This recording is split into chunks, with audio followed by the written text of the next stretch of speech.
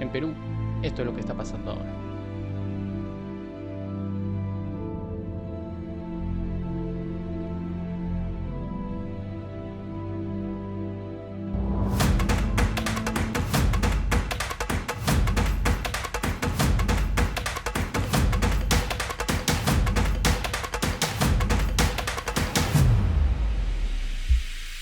Bienvenidos al repaso de la lección número 11, titulada Ananías y Zafira, los dadores desleales. Todo esto basado en Hechos capítulo 5, versículos del 1 al 11.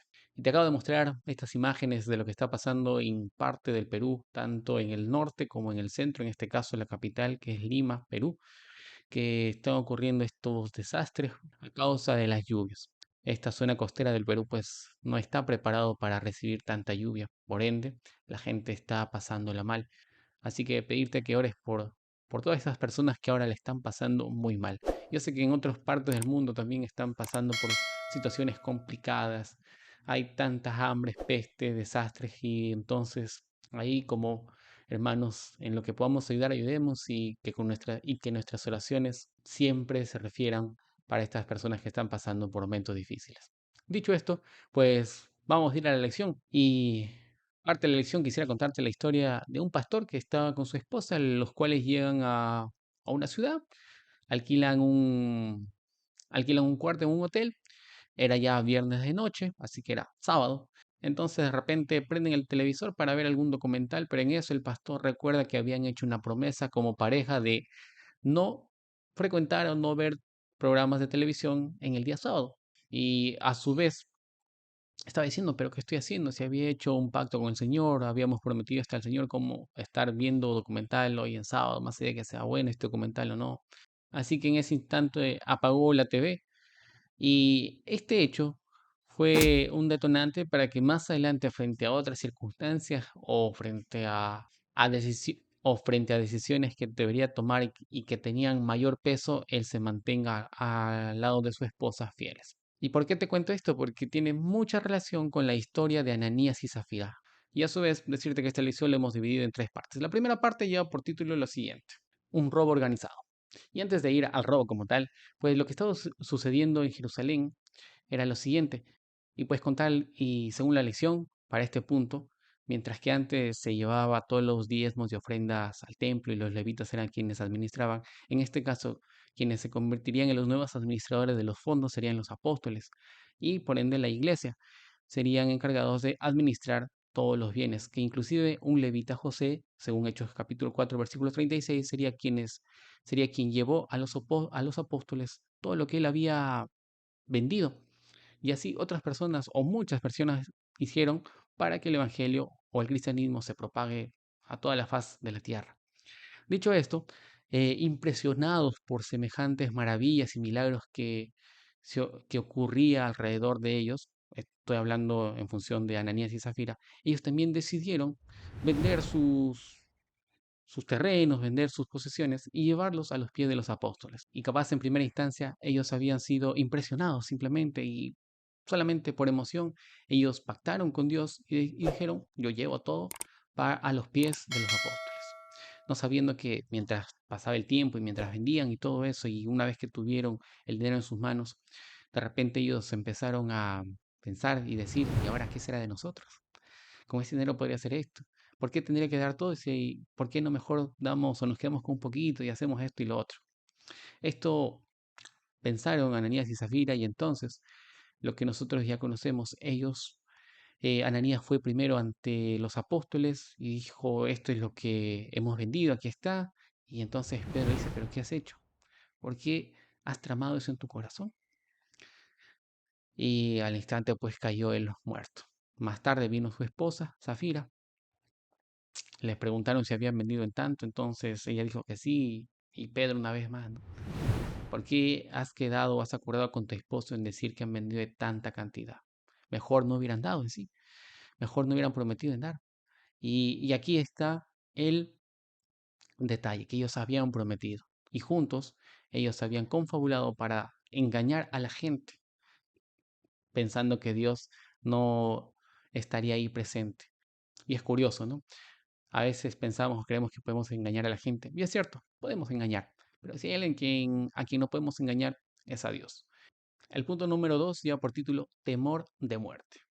Y según Hebreos capítulo 2, versículo 15, pues la gente de ese entonces vivía con este temor de muerte y entonces en vez de hacer lo que a Dios le agradaba, hacían lo que ellos creían que era correcto. Mas Jesús vino justamente para librarnos de este temor de muerte. Y entonces, si Él nos libraba de este temor de muerte, nosotros, en vez de servir a nosotros mismos, deberíamos servir a Dios. Y el Espíritu Santo sería quien nos ayude a vivir para Cristo. Y esto implicaría, pues, hacer lo correcto. Ahora, ¿por qué mencionamos esto? ¿Por qué la lección menciona esto? Porque, a diferencia de Ananías y Zafira, ellos vivían para sí. Ellos vivían para deleitarse. Y, y como ya mencioné hace ratito, ellos pensaron de que si daban todo al Señor, de dónde otra vez obtendrían recursos para satisfacer sus necesidades o sus deseos, más que necesidades, sus deseos? Y este temor, este miedo al futuro, pues les llevó a cometer semejante acto. Y ojo acá, cuando nosotros no estamos, o cuando nuestra fe no está cimentada en el Señor, es normal pensar de que es normal pensar de que debemos asegurar nuestro futuro de esta y de otra manera. ¿Está mal? No está mal. El tema es que a veces le damos tanta prioridad que dejamos a Dios al final. Y entonces, pensando que estamos haciendo bien, pues sin saber que a lo mejor el día de mañana pueden venir a pedir nuestra cabeza, como se dice.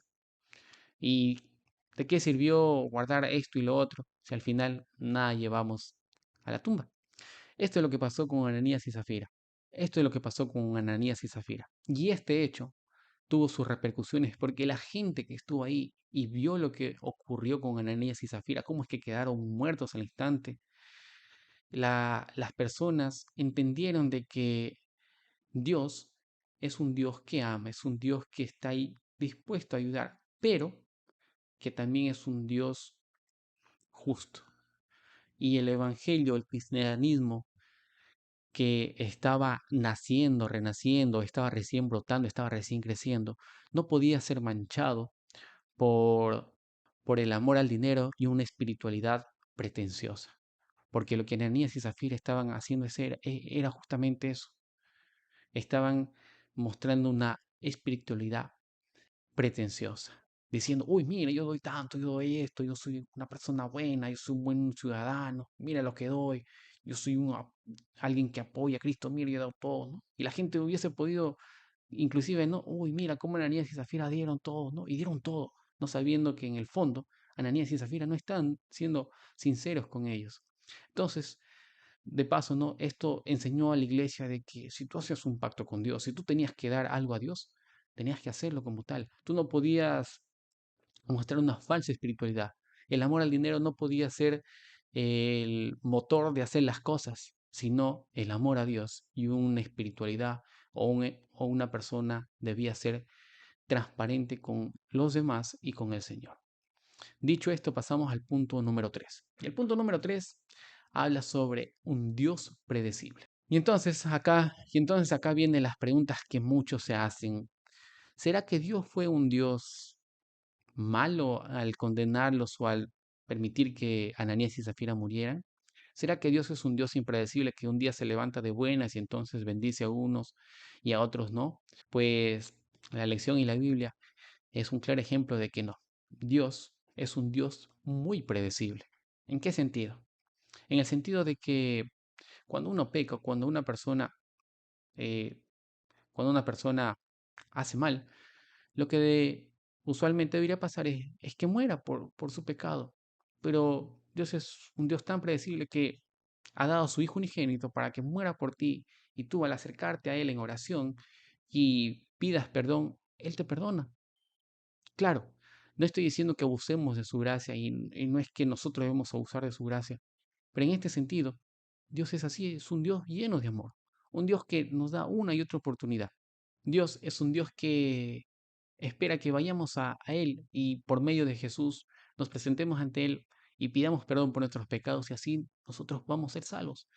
Y este acto era algo que Ananías y Zafira no habían entendido y probablemente nunca lo hubiesen hecho. Y es más, simplemente fueron ante los apóstoles, presentaron su ofrenda, pero pese a que sabían que estaban robando, mas nunca al parecer se les pasó por su mente entregarse al Señor o pedir perdón.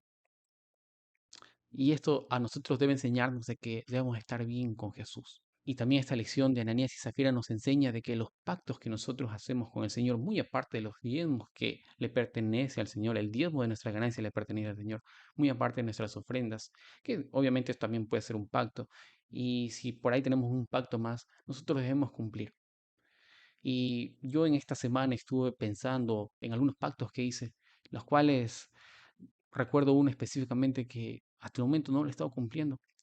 Y la lección, la Biblia es muy clara que nosotros debemos ser fieles a Dios. Y claro, muy personalmente ya he decidido retomar esto o este pacto que hice.